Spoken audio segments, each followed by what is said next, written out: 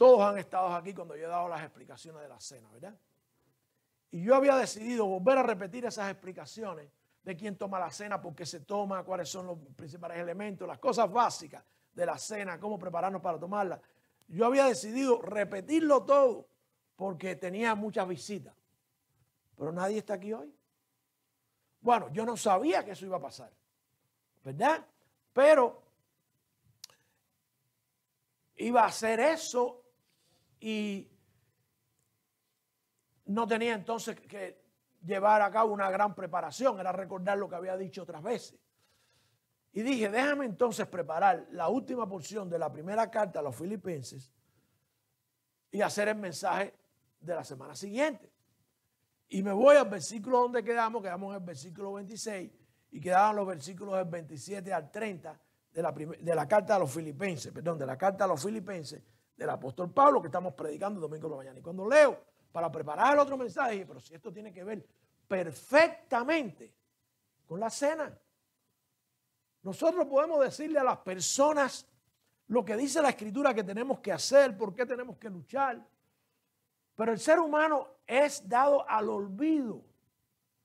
Y tenemos que tener, gracias a Dios por la celebración de la cena, algo que nos permita recordar a nosotros los comienzos, las bases, de dónde viene nuestra fuerza para poder vivir lo que Pablo le dice a los filipenses, y no solamente aquí en la carta a los Filipenses, sino en otros lugares también.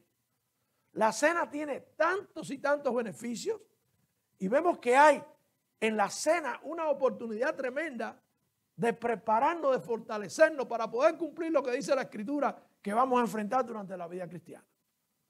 Entonces dije, pues definitivamente hay que seguir con la prédica y decirle a los hermanos, miren lo que dice Pablo aquí que hay que hacer ahora.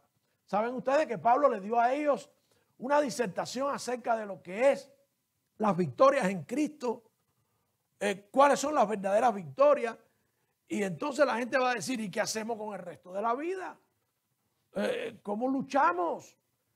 Y la cena viene y encaja perfectamente en la solución, el método que Dios creó para que nosotros pudiéramos renovarnos, pudiéramos examinarnos, pudiéramos ver si estamos cumpliendo con lo que Pablo le dice a los filipenses. Fíjense ustedes que Pablo le dice a los filipenses que ellos están bien, que ellos tienen una gran fe, que ellos están luchando, pero después que le dice después que los alaba y les habla de su ejemplo, les dice, pero tienen que seguir, tienen que mantenerse, tienen que luchar, tienen que crecer, tienen que esperar los sacrificios, tienen que tener un buen testimonio. Y uno dice, ¿en base a qué? Bueno, en base a lo que Cristo hizo por ti una y otra vez. Recordar la muerte de Cristo, recordar lo que hizo por ti, recordar de dónde te sacó. Y eso es lo que hacemos en la cena. Estaba yendo un predicador, estaba leyendo un libro. Y este hombre dice que fue una conferencia donde él iba a hablar. Pero hay uno que habla primero que él. Hay otro invitado, otro speaker que habla primero que él. Y el hombre está dando una disertación. Y entre las cosas que dice, tenemos que dejar de hablar de la muerte de Cristo, de concentrarnos tanto en el sufrimiento y en la cruz, y de hablar de un Cristo vivo, de hablar de la victoria de que Cristo vive. Y cuando a él le tocó hablar, dice que pidiendo disculpas y tratando de no herir a nadie, dijo, mi predecesor, hablando aquí, dijo que no habláramos tanto de la muerte de Cristo. ¿Qué diría Pablo? Que se pasaba la vida hablando de la muerte. No podemos dejar de hablar de la muerte de Cristo.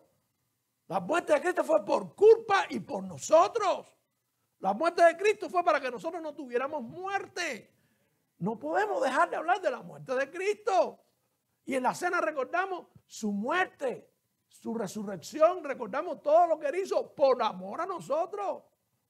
No bastaba para Dios el hecho de decirnos que nos amaba, sino de enviar a su Hijo para que muriera por nosotros. O sea, la muerte hay que seguir insistiendo en ella, porque la muerte de Cristo es la vida de nosotros. Entonces, cuando Pablo le habla a los filipenses y le concluye el capítulo 1, vemos que lo que tenemos, lo que él le pide a los filipenses de mantenerse, de luchar, de prepararse para los sacrificios que vienen, solamente es posible, hermano, cuando recordamos lo que Cristo hizo por nosotros. Morir, vencer la muerte, resucitar, pero sufrió mucho. La salvación es gratis, pero no es barata. Alguien pagó y pagó bien caro. Miren ustedes lo que le dice Pablo a los filipenses ahí en capítulo 1, los versículos del 27 al 30 para concluir el capítulo y ver la conexión que esto tiene con la Santa Cena. Dice el versículo 27, solamente, dice Pablo, solamente, ya le habló de lo bien que están, de cómo les va, del testimonio que dan, de la fe que tienen, de las victorias que van a tener porque están predicando, están concentrados en las cosas de Dios, en las cosas eternas, del testimonio de él en la cárcel, a ellos, a la comunidad, de cómo han seguido su ejemplo, todo eso. Y ahora les dice, esto es lo que ustedes tienen que hacer. Solamente que os comportéis como es digno del Evangelio de Cristo. ¡Wow! No es fácil comportarse como es digno del Evangelio de Cristo. Diciendo que Cristo es todo, que Cristo murió por nosotros. Comportarse en la medida de todo lo que pasó, de lo que hizo. No es fácil. La vida está llena de presiones, la vida está llena de tentaciones, la vida está llena de problemas. Y en medio de todo eso hay que comportarse según el Evangelio de Cristo. Hay que soportar como Cristo, hay que vivir según Él dice, hay que hacer lo que a Él le agrada. No es fácil. Para que ya sea que yo vaya a veros o que esté ausente, no quiere decir que sea delante de mí nada más. No quiere decir que sea solamente en mi presencia. Hermano, el pastor no está con usted todos los días. O yo no tengo la facultad ni el poder para cada vez que usted tiene un problema, allí donde usted está, decirle, no lo hagas, no lo hagas. Vamos a orar. O cuando usted va a tomar una decisión, a veces tristemente los hermanos toman una decisión seria, grande, y no cuentan con el líder espiritual para nada. Pero Pablo está diciendo, aunque yo no pueda estar con ustedes, cuando ustedes estén solos, ustedes necesitan algo. Necesitan recordar a Cristo. Necesitan tener en mente lo que Cristo dice. Y mantenerse firmes, dice más adelante.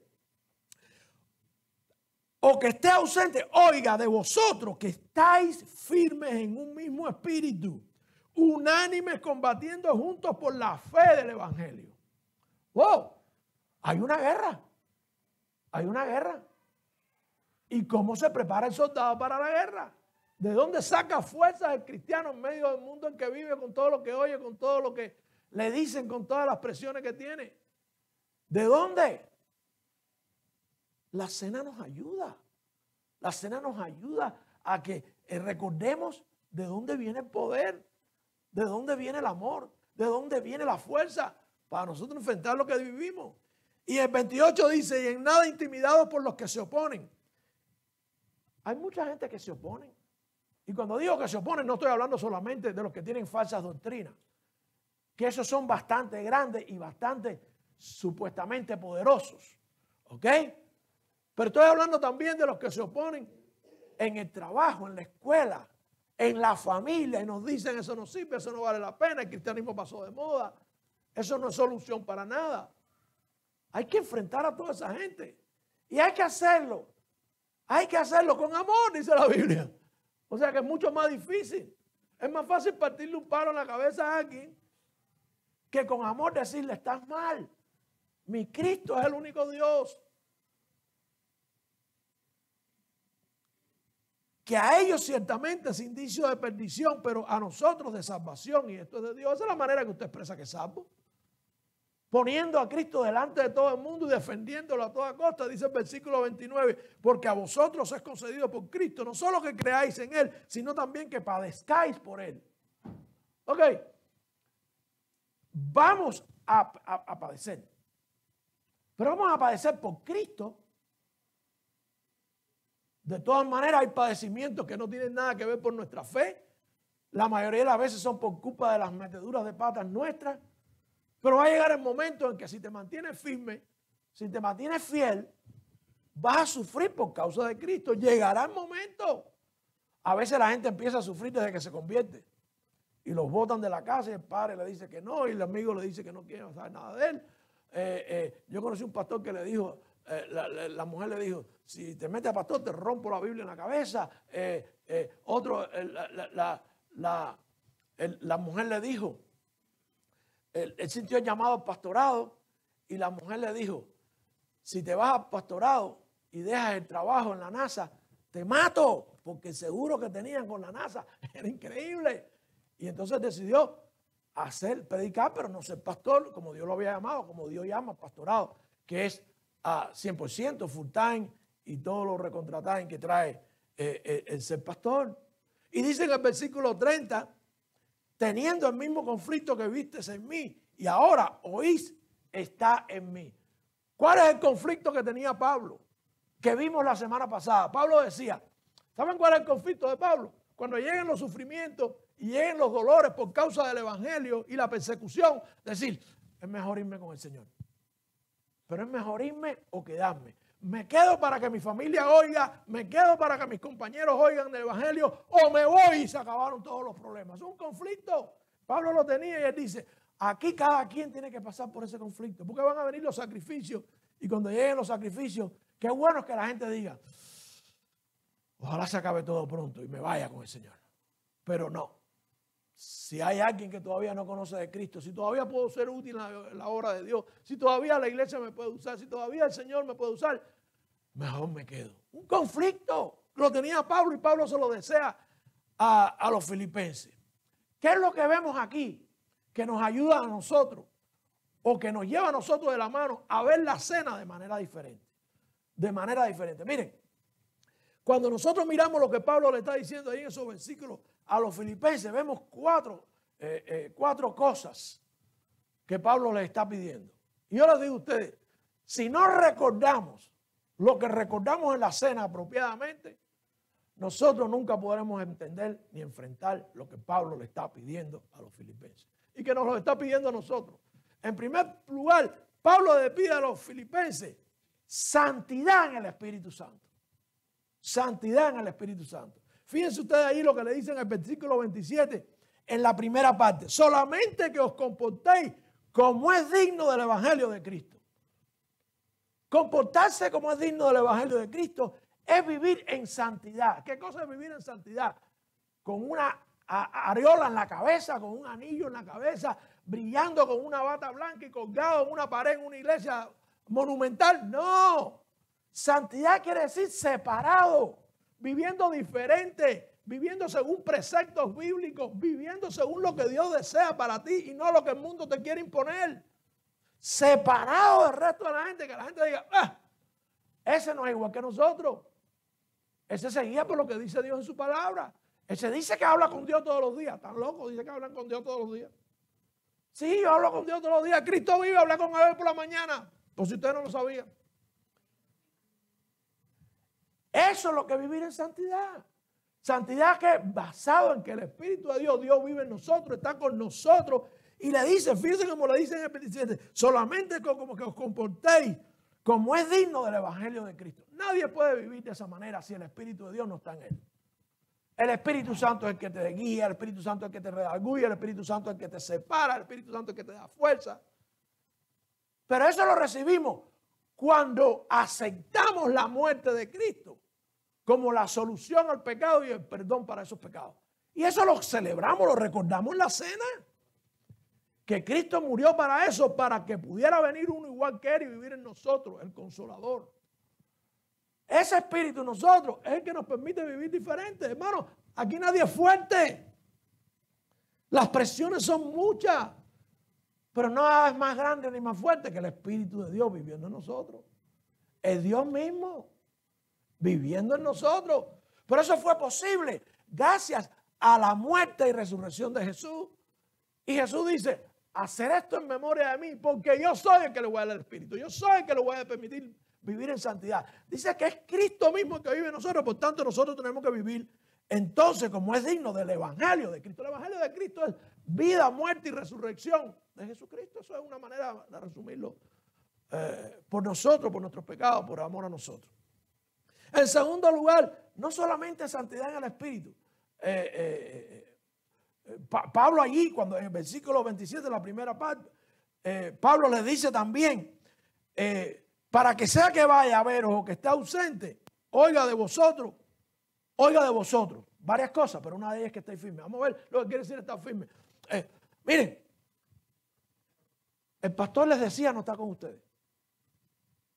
Y ustedes no quieren que el pastor esté con ustedes todos los días. Pablo no podía estar con ellos, pero el Espíritu Santo sí está con nosotros. Mucho cuidado. Cuando la Biblia dice, cuando 2 o 3 están reunidos en mi nombre, y quiero aclarar esto para que más nunca lo oiga de ustedes, ¿ok? Los que están creciendo en esta iglesia. La Biblia se refiere, porque esa expresión está en Mateo 18, a la disciplina de la iglesia. Cuando 2 cristianos se reúnen para ponerse de acuerdo en algo, es difícil que estén equivocados, porque Dios está allí. Y cuando se trata de disciplina, que es algo tan difícil, Dios les dice, no se preocupen, yo sé que es difícil, pero yo estoy presente. ¿Ok? No quiere decir que para que Dios esté presente tienen que haber 2 personas. Cuando usted está en la ducha solo, si usted tiene el Espíritu de Dios, Dios está con usted. Pero todo el mundo dice, no, porque cuando estamos reunidos 2 o 3 en su nombre. No. Usted está solo donde quiera que esté, en el Himalaya, en los Everglades, donde quiera, en un bote, en el baño, donde quiera. Si usted es de Dios, Dios está con usted. O sea, se puede ser santo porque el Espíritu está con nosotros. O sea, Pablo les habla de la santidad y les garantiza que es posible esa santidad, aunque Él no esté presente.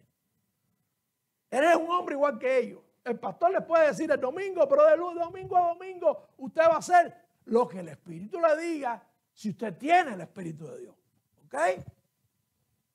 De manera que primeramente, ¿cómo podemos entonces estar seguros de que podemos vivir en santidad? Recordando en la cena lo que Cristo hizo por nosotros. Muere para que pueda venir uno igual que Él, entre otras cosas, y pueda vivir en nosotros. Él lo prometió, yo me voy, porque no fue la muerte, fue que se fue. Pero yo dejaré uno igual que yo, un paracleto, no al Papa. El Papa no es representante de nadie. Un paracleto, uno igual que yo, el Espíritu de Dios. Lo recordamos en la cena. Si no recordamos lo que Cristo sufrió, no podemos entonces decir que tenemos el Espíritu Santo. ¿Se explica? ¿Se dan cuenta de la relación con la cena? En segundo lugar, unidad en la pelea, en la batalla. Nosotros somos un ejército. La Santa Cena habla una y otra vez de la unidad del cuerpo de Cristo. Dice en el versículo 27, en la segunda parte, para que sea que vaya, después de lo que le dice de su presencia, dice, para que vosotros, que estáis firmes en un mismo espíritu, que ya hablamos, unánimes combatiendo juntos por la fe del Evangelio. Hermano, la vida del cristiano, la vida de fe no es una vida pasiva. Es una vida de combatir a los que se oponen, a los que nos degradan, a los que nos ofenden. Y un combate diferente a como la gente también lo ve. Hay que combatir con amor, hay que combatir con lo que Dios nos da, hay que decir la verdad. Aunque duela, no hay que decir mentira. Pero es combatir, defender lo que crees, porque es la verdad. Nos dicen a nosotros que somos arrogantes, dicen que tienen la verdad. Sí, como dirían los buenos leguleyos en los jurados, esta es la verdad, toda la verdad y nada más que la verdad. ¿Ok? De manera que nosotros podemos defenderla sin miedo ninguno, pero tenemos que estar unidos para defenderla. ¿Viste lo que dijo el pastor? No, eso no es así, eso no es. Si no estamos unidos en lo que creemos, un solo espíritu, un solo bautismo, una sola iglesia, entonces no todas las iglesias son iguales. Tristemente, yo vi un cartel una vez que decía, no importa la iglesia que vaya, sí importa la iglesia que vaya. Sí importa la iglesia que vaya. Nosotros tenemos unidad en creer lo que dice la palabra de Dios. Nosotros tenemos unidad en pelear y decir las mismas cosas, Pero nosotros no podemos aceptar que el mundo nos diga a nosotros, pastor, usted está atrasado, porque ya hay iglesias que tienen pastores gay. Usted está atrasado, porque vivimos en otra época. Entonces, unos hermanos lo creen. A veces tienes en la iglesia hermanos que creen eso, hermanos que creen en el aborto, en alguna razón para el aborto, y no hay unidad en la batalla. No hay unidad. El Cristo que murió por nosotros y que recordamos en la cena, no dijo 4 cosas, ni 5, ni 6, dijo una. Dijo lo que estaba mal y lo que estaba bien. Y para poder pelear, si no hay unidad, no podemos pelear. Para defender la fe, uno solo va a ser muy difícil. Tiene que haber unidad. En la cena se habla, entre otras cosas, de la unidad que tiene que tener la iglesia. Se habla del cuerpo. Hay una parte que se habla del cuerpo. Cuando lo leamos lo vamos a ver. Que definitivamente está mencionando no al cuerpo de Cristo partido, sino al cuerpo que es la iglesia del Señor. La iglesia, la unidad es la que permite luchar por el evangelio. Y Pablo le recuerda ahí que tiene que haber unidad, sabiendo que lo que hemos creído, lo que hizo Cristo por nosotros, eso es lo que nos da fuerza para pelear. Recordar durante la cena lo que Cristo sufrió por nosotros, lo que Cristo hizo, pero cómo venció la muerte, cómo resucitó. Vale la pena luchar por un jefe así, vale la pena luchar por alguien que dio la vida por ti, pero que además venció al peor de los enemigos, a la muerte. Sí vale la pena, mis hermanos. No solamente la santidad en el espíritu y la unidad en la batalla, sino también la seguridad en la salvación. Hermanos, a veces nuestras actitudes tienen que ver con que no estamos seguros de lo que hemos creído. Y hay iglesias que se encargan de decirte que si cometes una falta, perdiste la salvación. Tristemente es así. Pero eso no tiene nada de cierto. Hay que estar seguros. Hay una doctrina que es la seguridad de nuestra salvación. Una vez salvos, somos siempre salvos. Hay que vivir basado en que de verdad esa salvación es real en nuestras vidas. Pero la salvación es real. Miren lo que dice el versículo 28. Y en nada intimidados por los que se oponen. La gente se va a oponer de muchas maneras, pero la gente lo primero que va a cuestionarnos es nuestra salvación. Dice ahí también que a ellos ciertamente es indicio de perdición. Cuando la gente niega el poder de Cristo, cuando la gente niega que Cristo murió, cuando la gente te dice, ¿tú crees que te perdonó tus pecados? Tú eres muy bandolero para que Dios te haya perdonado a ti. Y decía, a mí me perdonó. A mí me perdonó. Para ellos que no creen eso es indicio de perdición. Nunca alcanzarán salvación. ¿De dónde van a sacar salvación? ¿De dónde van a obtener un salvador que perdone sus pecados si nadie murió? Hermano, nadie murió por los pecados de nadie. Ni Confucio, ni Mahoma, ni el Papa, ni Benedicto, ni Felipe, ni ninguno murieron por los pecados de nadie. Solamente Cristo. María no murió por los pecados de nadie. Solamente Jesús. Por eso recordamos la muerte de Jesús por nuestros pecados. Es lo único que garantiza, creyendo en ellos, que tenemos salvación. Y eso lo hacemos en la cena. La cena nos permite recordar ese sacrificio que está por encima de todo y encima de todos para traernos a nosotros salvación. A los que no lo crean, no son salvos tan sencillo como eso. Dios lo puso sencillo. Dios no lo puso a través de iglesia, ni a través de dinero, ni a través de recursos, ni a través de edificios. Lo puso a través de la fe puesta en Cristo, que es el autor y consumador de la fe. Dice en hebreo, ¿verdad? Seguridad de nuestra salvación. Recordándole a los que se oponen lo que significa ser salvo. La gente se opone. Esa historia tuya de la iglesia. No es la iglesia. Es que yo soy salvo de mis pecados y salvo de la condenación eterna porque Cristo murió por mis pecados. Te vas a encontrar gente que se oponen de todas las maneras. A mí un hombre me dijo, ¿y quién lo mandó a morir por mis pecados? Eso prueba él. Para él es perdición, porque si no fue Cristo, ¿quién le va a perdonar entonces los pecados? ¿De dónde va a sacar un salvador? Solamente Cristo, no son las religiones, no es nadie. Es solamente el Señor Jesús muriendo ahí en la cruz por nosotros. Seguridad en la salvación, ahí en el versículo 28. Para algunos, esa seguridad nuestra es indicio de perdición. Cuando tú le hablas a la gente dice, mira, es igual que yo, es imperfecto, es pecador, pero dice que es salvo. Sí, eso es lo que hace la diferencia. Que a pesar de ser imperfecto hemos creído. Para los que no creen, ese es el indicio de la perdición. Y eso tiene que ver con Dios. Dios fue el que estableció eso. ¿Cómo? Enviando a su hijo a morir, y eso lo recordamos en la cena. Muy importante.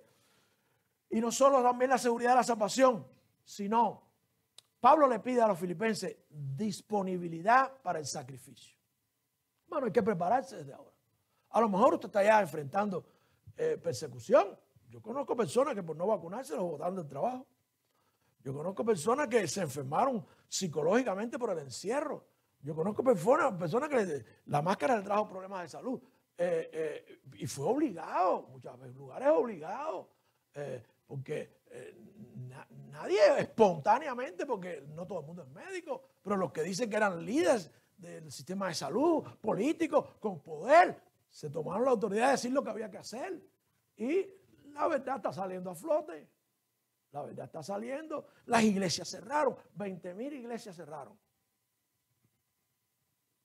Más de 10,000 pastores dejaron el ministerio. Por todo lo que tuvo que ver con el virus. Hay disponibilidad de parte del cristiano. Fíjense que no estoy diciendo que todo el mundo lo va a pasar. Es que cada quien tiene que tener la disponibilidad de decir, cuando llegue el sacrificio, yo lo voy a enfrentar como mujer, como hombre de Dios. Estoy dispuesto. ¿Por qué? Porque Pablo les dice a ellos todo lo que está pasando. Pablo les está hablando de ánimo, encerrado en una cárcel. Encerrado en una cárcel. Y les está dando a ellos ánimo, le está alabando, le está diciendo lo que tienen que hacer allá afuera. Desde una cárcel. De donde nunca saldría, según la historia. Dice los versículos 29 al 30, porque a vosotros os es concedido por Cristo, no solamente que creáis en Él. Hermanos, creer no es difícil. Nadie lo puede rebatir. Nadie lo puede negar. Las evidencias son abismales. Creer no es difícil. Lo que Cristo ha hecho no lo ha hecho nadie, ni los superhéroes, ni ningún religioso, ni ningún líder. Nadie ha hecho lo que hizo Cristo. Creer no es difícil. Más difícil, ¿saben qué cosa es? Negar la fe. Ser ateo, eso es lo más difícil del mundo. No hay manera de explicar el ateísmo. Dios está en todas partes, es evidente. Creer no es difícil. Pero Dios nos dio no solamente la oportunidad de creer, sino de creer y luchar y pelear y mantenernos en lo que creemos. Nos dio solamente, dice, no, a vosotros es concedido por Cristo no solo que creáis en Él, sino también que padezcáis por Él. Yo le preguntaría a los padres, ¿algunos de ustedes creen en los hijos? Sinceramente, dígame la verdad. ¿Algunos de ustedes creen cuando un muchacho viene y le dice, papi, tal cosa? Yo le aconsejo que no le crean a los muchachos. Y ellos se van a poner bravos. Papi, ¿no tienes confianza en mí? No, ¿por qué voy a tener confianza en ti? Si yo te estoy preparando, yo te estoy formando, yo tengo que ver. Eso de la escuela, a lo mejor, yo no dudo que haya sido un muchacho que diga, hay una bomba para no dar clase. Los muchachos son candelas. Yo recuerdo cuando era muchacho, la escuela estaba cerca de un parque y en el parque había una mata que tenía un nombre bien feo. La flor que daba, la fruta que daba, le decían flor del gas, por decirlo decentemente. Porque cuando usted, yo no sé si tú te acuerdas, cuando rompían aquella semilla, ay Dios mío, era como si alguien se hubiera defecado en el aula. Cuando no queríamos clase, cada uno llevaba su semilla para el aula y había que suspender la clase. ¿Ustedes le creen a sus hijos? Yo no le creo a los muchachos. Ajá, cuando tengo una relación con Cristo y usted le ha inculcado el temor, usted le ha inculcado el temor de Dios, los mandamientos y todas esas cosas. Bueno, la cosa cambia, pero aún así, ustedes no le deben creer y no espero que le crean a los muchachos. Pero ustedes están dispuestos a dar la vida por ellos. ¿Verdad? Estamos dispuestos a no dar la vida por nuestros hijos. Al que no miente, al perfecto, al que murió por nosotros, al que nos da vida, vida eterna y nos da todo lo que tenemos, al que nos creó, que no hay oportunidad de no creerle, por eso no vamos a sacrificarnos. Es más, si eres capaz de sacrificarte por tu hijo, pero no por Dios que te salvó, dudo mucho que te sacrifiques por tu hijo. Y el sacrificio va a ser vano, el sacrificio va a ser incompleto. El sacrificio va a ser mediático. Dice que el que no ama a Dios que no ha visto, ¿cómo va a amar a su prójimo? Pero estamos dispuestos a dar la vida por nuestros hijos. Sabemos que el chiquito es un mentiroso. A veces sabemos que anda en malos pasos. A veces sabemos que los malos pasos lo ha llevado a los problemas que está sufriendo. Aún les cuesta la vida a ellos por los malos pasos que han decidido tomar. Y estamos dispuestos a sacrificarnos por ellos. Bueno, por Cristo hay que sacrificarse. Y llegará el momento. Llegará el momento. Ahora, un sacrificio vivo. Dice la Escritura que es un sacrificio vivo, no es darse latigazo en la espalda, no es caminar arriba de piedra, no es dejar de comer, no es ayunar. El ayuno es un sacrificio, ¿verdad? A mí no me diga que dejar de comer no es un sacrificio, porque es un sacrificio. Óigame, yo me pongo de más genio y me entran unos dolores y me parece que tengo un hueco que va aquí atrás para acá atrás. El ayuno es un sacrificio. Y ese sacrificio no puede hacerlo todo el mundo. Hay hermanos diabéticos, hay hermanos enfermos que no pueden dejar de comer. Los sacrificios Jesucristo todos los clavó en la cruz. ¿Ok? Si ven que en la iglesia no se habla de ayuno, es porque es una cosa personal, no es una disciplina espiritual. Es un sacrificio. Usted me puede decir lo que usted quiera, pero usted no es médico. Y como médico yo le digo que ayunar es sacrificar el cuerpo. Y si el Espíritu de Dios vive en usted, usted está sacrificando el Espíritu. Y usted no necesita nada más para llamar la atención de Dios que no sea hablar con Dios. ¿Ok? Oración sí, pero no ayuno. Pero van a haber otros sacrificios. Te van a ofender, te van a botar del trabajo. Lo viví en esta época. A gente que votaron del trabajo porque dijeron, yo no me voy a vacunar. Lo votaron, ya en la Florida eso no se ve, pero se vio. Hermano, se va a ver de todo. Pero dice la Escritura, bienaventurados cuando por mi causa os vituperen, nos maldigan, hablen cosas de ustedes. Porque el sacrificio tiene que venir. ¿Qué conflicto es que tiene? El conflicto que tiene Pablo, que menciona ahí en el versículo 30, dice, porque a vosotros que es concedido por Cristo, no solo que creáis en Él, sino también que padezcáis por Él, teniendo el mismo conflicto que veréis. Van a llegar unos sacrificios que usted va a decir, lo mismo que Pablo, ay, si me fuera con el Señor ya. Yo lo que quiero es que a veces yo he hablado con cristianos en el lecho de enfermo y te dicen, yo lo que quiero es que Cristo me lleve. Hay algunos que son honestos y que saben que ya se van y que no quieren sufrir, es verdad. Pero el tiempo de Dios, Dios dispone cuándo, Dios dispone cómo. Porque el que cree, el que puede recordar en la cena lo que Cristo prometió. Fíjense que Cristo dice en la cena, hasta que yo venga, cuando Él venga, eso se acabó. Se acabaron los sacrificios, se acabaron todos los sufrimientos. Los sacrificios que habla aquí Pablo es el sacrificio vivo, el sacrificio de ser fiel, el sacrificio de darle a Dios lo que le dio, el sacrificio. Eso es sacrificio. Pero vendrán sacrificios que serán los de defender la fe, los de pelear por la fe, los de rechazar lo que el mundo nos quiere imponer. Esos son sacrificios. ¿Qué pasa si le dicen a usted, ¿tú eres cristiano? Sí. Bueno, aquí no trabajas más. ¿Qué va a pasar? Vamos a decirle, ok, no trabajo más. Punto, me voy. ¿Qué pasa si donde quiera que usted llegue a aplicar, usted le pone, déjame decirle qué está pasando, lo que pasa es que no nos enteramos. Les voy a contar una historia. Mi hijo, Paco, como todos los muchachos cuando llegan a la edad joven, tú tienes que encauzarlo, pero ellos empiezan a tener inclinaciones. Primero quería ser militar. Y yo confío en todo lo que yo le había enseñado. Que ser militar no se trata de ser militar por ser militar. Hay que tener verdaderamente una vocación por pelear. Y yo le decía, tienes que mirar todo el panorama.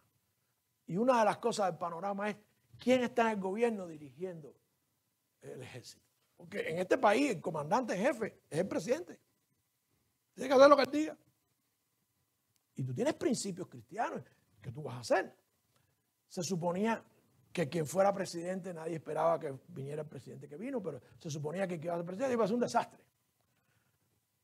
Bueno, no salió ese, pero si usted quiere tener el comandante en jefe que tenemos hoy, good luck. ¿Ok? Pues entonces Dios obró para que no fuera al ejército. Después quiso ser bombero. Cuando fue a ser bombero, firefighter, pidió, tenía que llevar recomendaciones. Y tampoco se le dio porque, bueno, supuestamente pensamos nosotros que es que las personas que están de voluntarios como bomberos, los veteranos tienen prioridad para esas cosas. Pero sucedió algo interesante. Él lleva entre las recomendaciones una carta de un hombre cristiano que está en el gobierno de esta ciudad. Él está en el gobierno de esta ciudad, pero era a la sazón el manager del equipo de béisbol de él. Y lo conoció por años, mientras él estuvo jugando béisbol en las ligas menores. Y le hace una carta hablando del carácter cristiano del muchacho. Esa carta fue la razón que a él no le diera. Se los digo yo a ustedes. Hoy en día no te dicen en la cara las cosas, pero si tú eres cristiano, si tú defiendes la fe,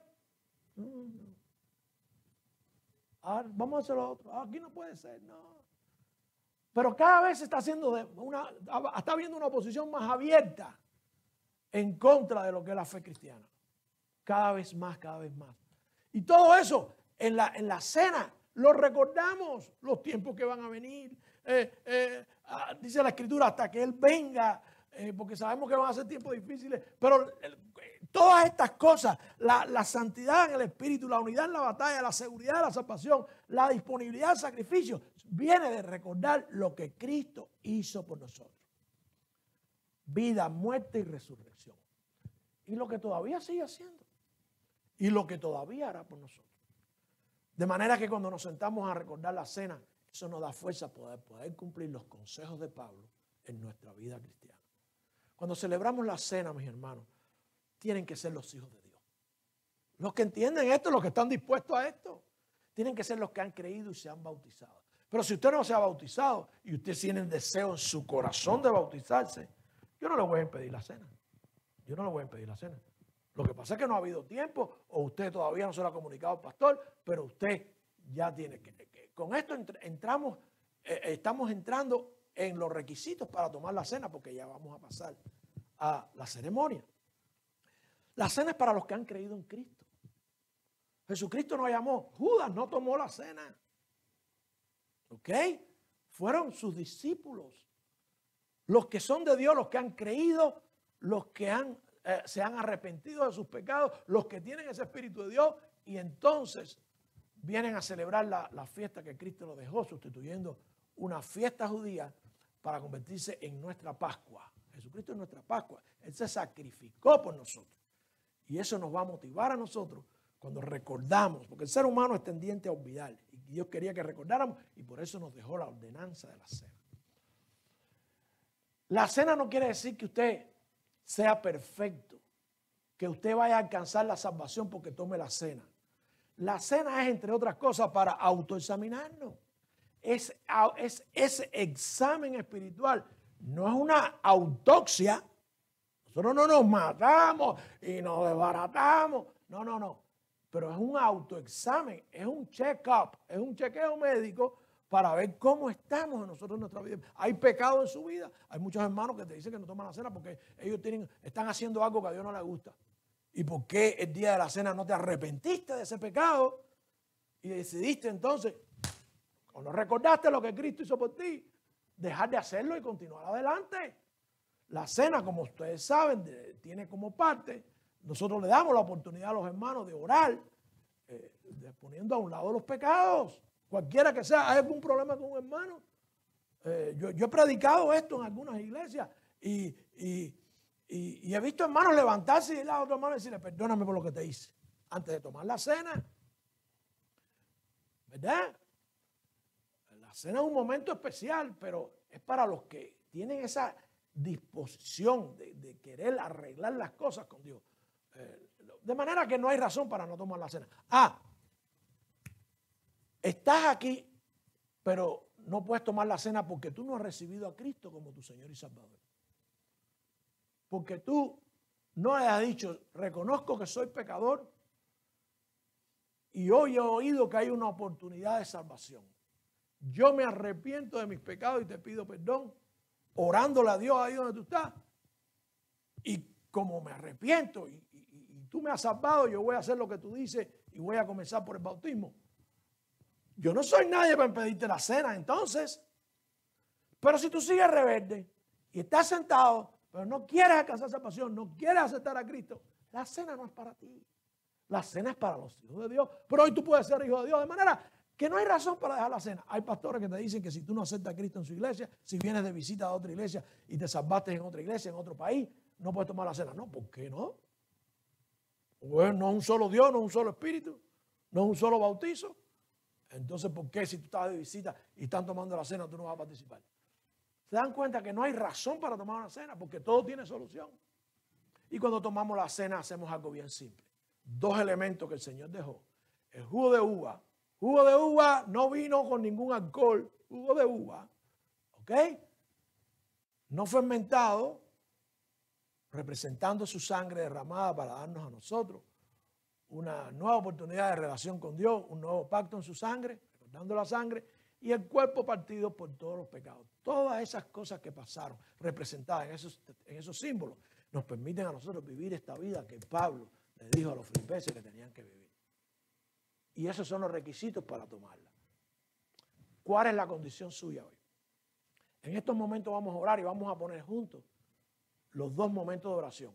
El retraimiento, el recogimiento para los que son cristianos, pedir perdón por cualquier cosa que esté mal delante de Dios. Y el de aquellos que no son cristianos y hoy están aquí y digan, yo me arrepiento de mis pecados. Yo quiero venir al Señor, yo quiero darle mi vida, yo quiero su perdón y yo quiero bautizarme. Esos podrán tomar la cena. Si no, yo les digo siempre con dolor en mi alma, ¿saben lo que hizo Judas? Porque Satanás entró en su corazón, se fue. No se vaya, porque se va a ir sin Cristo. Reciba a Cristo y puede tomar la cena. Pero en estos momentos vamos a orar y vamos a orar por las 2 cosas. ¿Ok?